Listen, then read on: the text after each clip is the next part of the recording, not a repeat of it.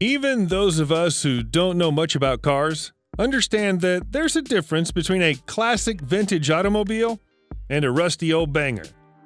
We can understand a rusty old banger being abandoned by its owner because it no longer has any value.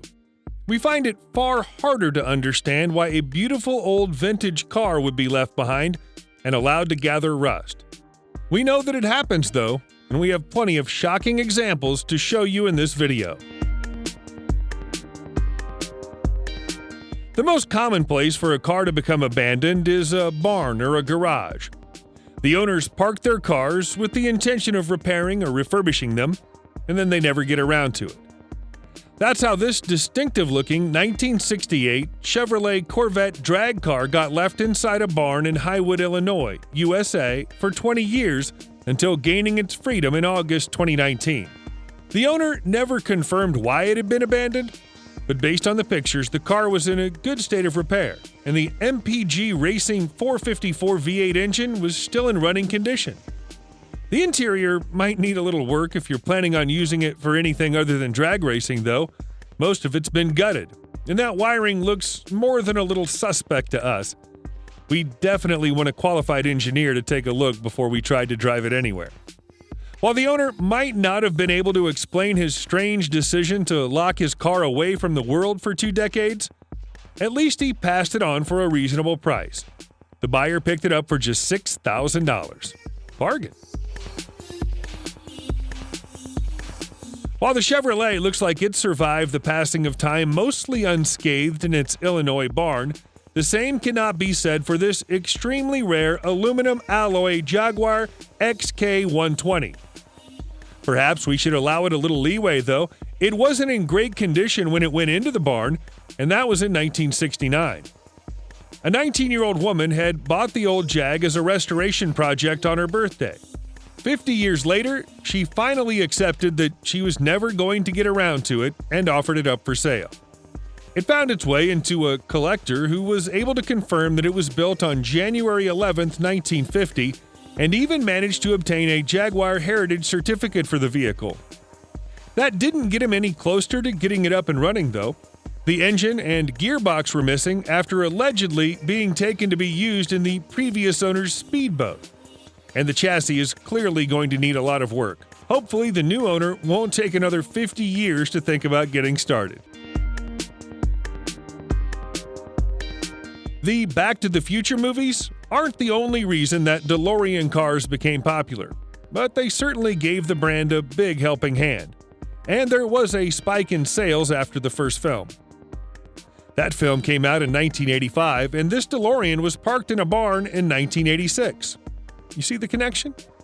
After it was parked, it stayed inside the barn under an increasingly thick layer of dust for the next 32 years. When it was eventually discovered again, it was found that every single feature on the vehicle was original, and its broken door handle meant that the inside hadn't been touched by anyone or anything since the year it was parked. When the dust came off, the car immediately started to look as good as new.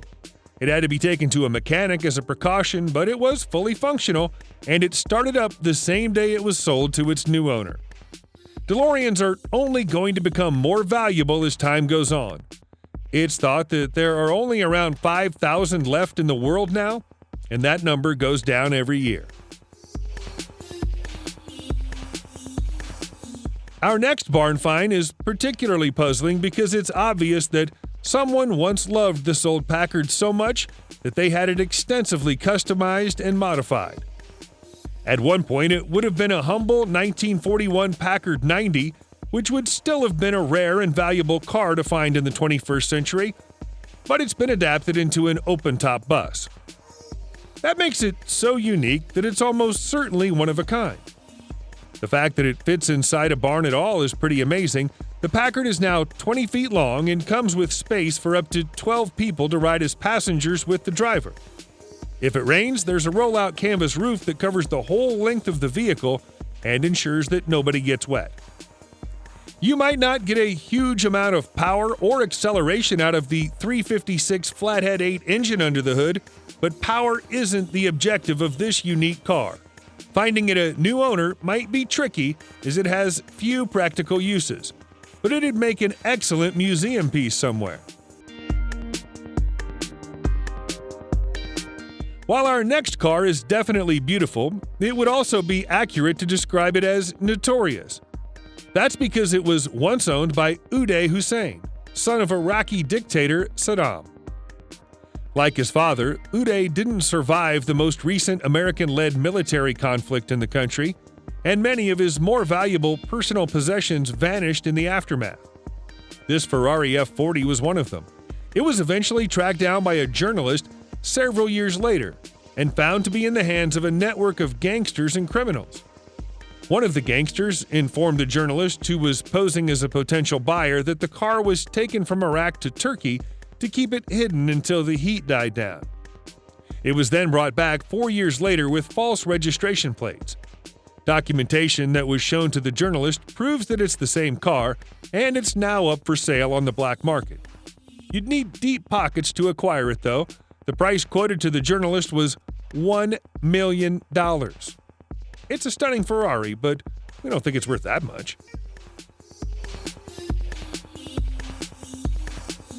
While you might find a few Citroen DSs for sale today with a quick search of the internet, you'll find precious few that haven't been refurbished, renovated, or otherwise altered in some way. The one you're looking at right now, a DS from 1965, is all original, and that's what makes it so rare and valuable. It's one of the very last DS-19 models to roll off the factory production line and was bought by a French plumber. He drove it every day until he had a small crash in the 1970s, after which he stashed it in his barn and planned to repair it. He didn't get around to the repairs, and the slightly damaged Citroen stayed in his garage for the next 40 years. What makes it even rarer than the average DS-19 is its hydraulic gearbox, which appears on only 40 cars. These pictures of the vehicle make it obvious that at least some repair and restoration work will have to be carried out by its new owner. But hopefully, the repairs can be done without replacing any of the original features. While we're talking about Citroens, the name Maurice A. Julien might be familiar to Citroen enthusiasts. He was instrumental in the creation of the Citroen Traction Avant, and in 1947, he also came up with the Julien M5 2VC, a bold, experimental vehicle that was born out of the more avant-garde style that emerged during the post-war years of the 1940s. It's not a well-known vehicle, or even a well-remembered one, but its creation involved the filing of several patents, including the unique group engine gearbox axle fixing. Hardly any of the cars still exist today, but this red one has been protected by virtue of being part of the Michael Grossegoat collection for many years. Even with that protection, it's missing its hood and windows, but the 310cc four-stroke single-cylinder engine is still in place and still runs. It might not offer you much in the way of protection on a wet or windy day, but it's one of the most innovative and original-looking budget cars to come from the 1940s. And when it went to auction, it sold for a bargain price of $15,000. Let's go back to looking at American cars now and talk about Dodge Daytonas. Specifically, this 1969 Dodge Daytona, which spent 45 whole years in storage before seeing the light of day again in April 2020. Only 503 units of this vehicle were ever built, and if it weren't for the NASCAR homologation process of 1969, none would exist at all. This is a car that was created for the track, not for the road. Curiously, we don't know where this unit was between 1969 and 1974.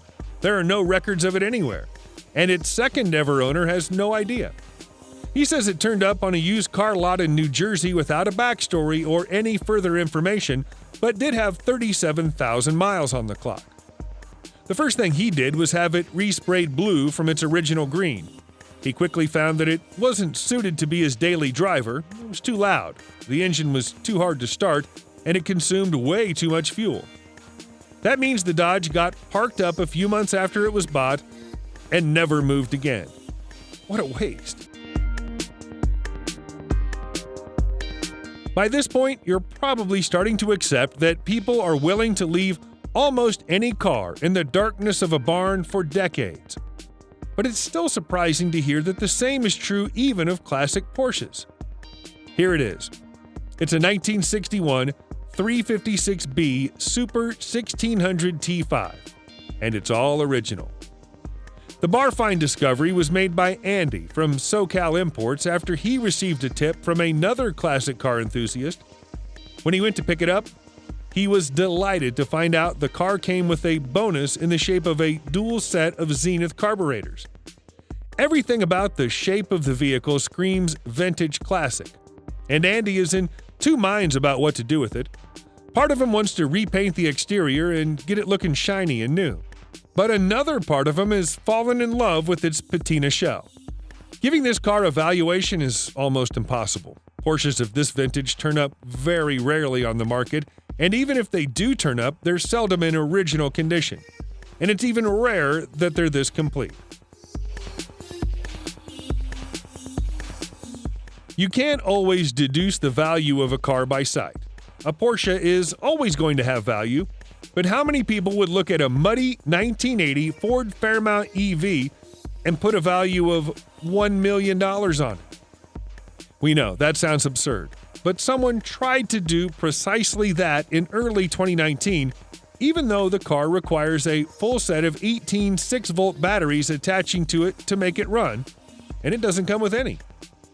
The sales listing for the vehicle prompted a bemused reaction online, with the majority of commentators assuming that the seller was joking about the price. They were even more sure it was all a joke when the seller stated that he would charge $500 just for the right to view it in person. His reasoning was that it's rare, and it might one day become a museum piece. It appears that he eventually came to his senses, and when he finally parted with the Fairmount, he did so for $50,000. That's still a lot of money for a car that most people wouldn't look twice at if it passed them on the street. Those of you who really know your cars will have heard of the AMC Matador and the AMC Pacer. But our next car is even rarer than that. It's a gorgeous, yellow supercar from the 1970s, and it's one of only 5 that were ever made. One of them turned up in a barn in Michigan in November 2019. Built by the legendary Bizzarini, this is the AMC AMX3. It's almost certainly the only one of the 5 cars to have a 390 engine fitted under the hood, which was apparently a request made by the mysterious, nameless original owner. The full history of the car is an enigma. It's said that it was sold around the Midwest several times but hardly spent any time out on the road. It might now finally be able to get that chance. After being sold in early 2020, it's now in the hands of a proud new owner who hopes to knock the dust and dirt off it, tune up that old engine, and get it performing as AMC originally imagined that it would. You probably have 2 questions on your mind as you look at pictures of this Sanford Type S cycle car. The first is, what is a Sanford Type S cycle car? And the next is, how did it get into such a battered state? The answer to the first question is that cycle cars were briefly popular in Europe between 1910 and 1920 as a cheaper alternative to larger automobiles. Often they used motorcycle engines to power them. The Sanford Type S is a French build. The answer to the first question is unknown. It seems likely that someone attempted to restore the vehicle several years ago, but botched the work and then abandoned it. We know that because the hood and frontage are made of steel, whereas the rest of the body is still the original aluminum.